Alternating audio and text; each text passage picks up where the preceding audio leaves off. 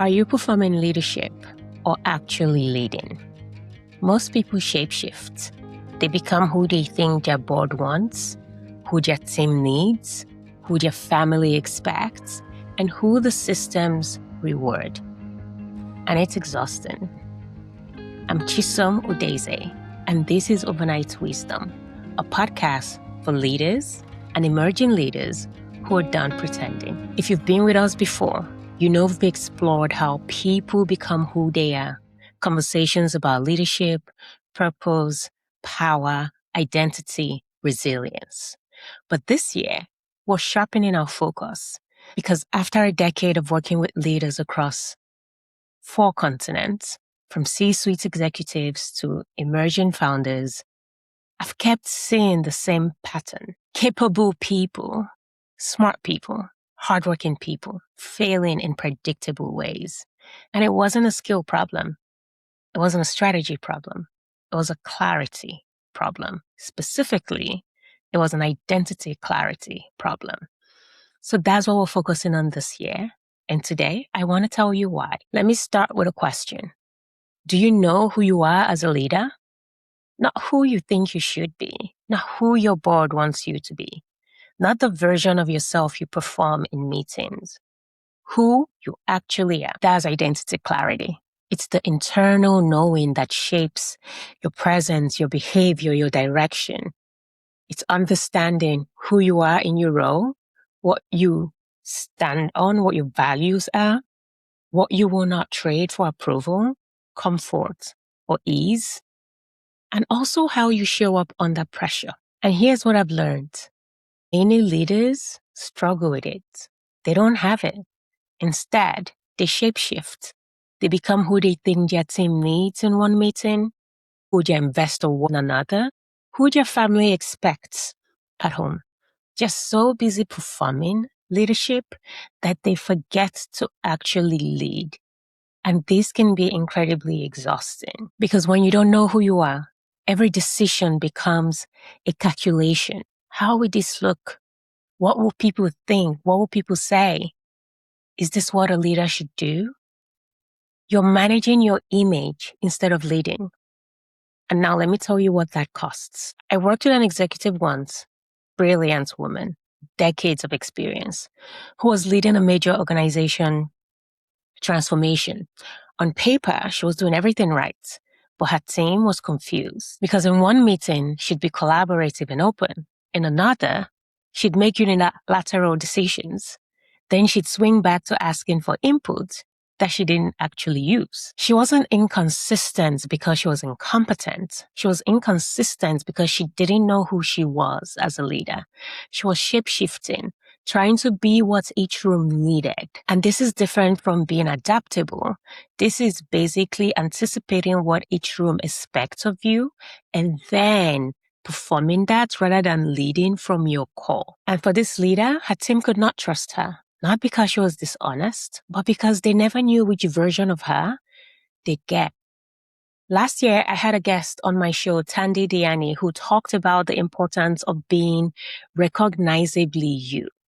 And that is such an important part of identity clarity is that you can be adaptive.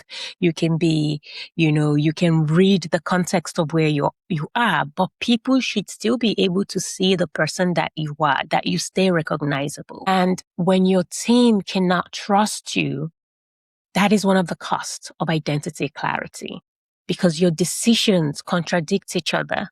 Your team spends energy managing you instead of executing. You second guess yourself constantly, even though you perform a different way.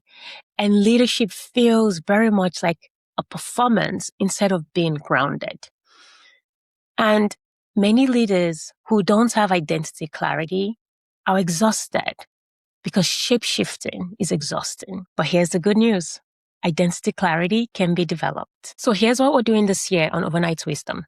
Every week, I'm sitting down with founders, CEOs, artists, change makers, creatives, people who stopped shape-shifting and discovered who they actually are as leaders.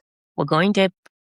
You hear the moment they realize they were performing instead of leading, that uncomfortable recognition that they've been managing perceptions, calculating every move, trying to be someone they are not. We're going to hear about what it cost them, the exhaustion, the decisions they regret, the relationships that suffered, the opportunities they missed because they were too busy shapeshifting to see them, and what changed when they found clarity. What unlocked? What became possible? How their leadership steadied? How their team started trusting them? And how decisions got easier because they finally had an anchor. You learn how to recognize when you're performing instead of leading, what identity clarity actually looks like in practice in different contexts, in different spaces, in different areas of your life. Identity clarity is not just relevant for the workplace, it's relevant for in any space where you interact with others and systems and structures. You will also learn about the questions to ask yourself to start developing it. And you also understand what becomes possible when you stop pretending. These aren't tactical conversations. We're not talking about productivity hacks or management frameworks. We're talking about the deeper work, the foundational work, because you can't lead well if you do not know who you are. So how can you start applying this immediately? Let me give you some things you can do right now. If you're listening to this and thinking, I might be shapeshifting, I might not have identity clarity, here's where to start. Step 1, notice when you're performing. This week, just pay attention. Notice when you're in a meeting or a conversation and you feel yourself shifting. When you're calculating, what should I say here? How should I show up? What do they expect of me? Because that is performance. You cannot change what you cannot see. So you have to start noticing it. Step 2, ask yourself, whose expectations am I performing to? Your boards, your teams, your families, the industry, some version of successful leader you saw modeled somewhere or you read about in a book. Write it down. Get specific. Because once you can name whose expectations you're carrying, you can start deciding if they're actually yours. Step 3, identify one non-negotiable. What's one thing you know to be true about who you are as a leader? Not who you think you should be, but who you actually are. Maybe it's, I value transparency. Maybe it's, I won't compromise on my team's well-being. Maybe it's, I'm someone who eats healthy food. Maybe it's, I lead with data, not gut feeling. Pick one thing, anything, and apply this in any context in which you find yourself shapeshifting. So it could be in the workplace, it could be at home, it could be when you're out with friends, it could be at family dinners. Pick just one.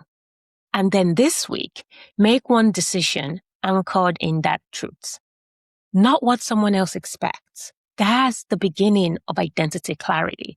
It's not a one-time revelation. It's a practice. It's an ongoing system of building the muscle and the habit to retain clear identity. It's choosing again and again to lead from who you actually are instead of who you think you should be. So what's coming? In the coming weeks, you hear from leaders who left prestigious roles because they realized they were performing someone else's version of success. Founders who built companies that didn't fit the templates because they finally stopped trying to fit the templates. People who navigated major transitions and had to ask, when the title is gone, who am I? Artists and change makers who chose authenticity over approval. People fighting great causes that puts them at risk of pushback and hate, and what that has cost them and what it gave them. Every conversation is different, but the thread is the same. They've stopped shapeshifting. They discovered who they actually are. And that clarity became the anchor that made everything else work. So here's my invitation. If you're exhausted from performing, from pretending, from feeling that you are not who you are in some spaces, if you're tired of shape-shifting to fit those spaces, if you're ready to discover who you actually are as a human being, as a leader, as a mom, as a parent, as a friend, as a sister, this podcast is for you. Whether you're leading a team, a company, or your own life, new episodes drop every Wednesday. Subscribe so you don't miss them. Now, if you're listening to this and you think, oh, there's somebody in my life who would benefit from these conversations, send it to them. Share so they too can develop identity clarity.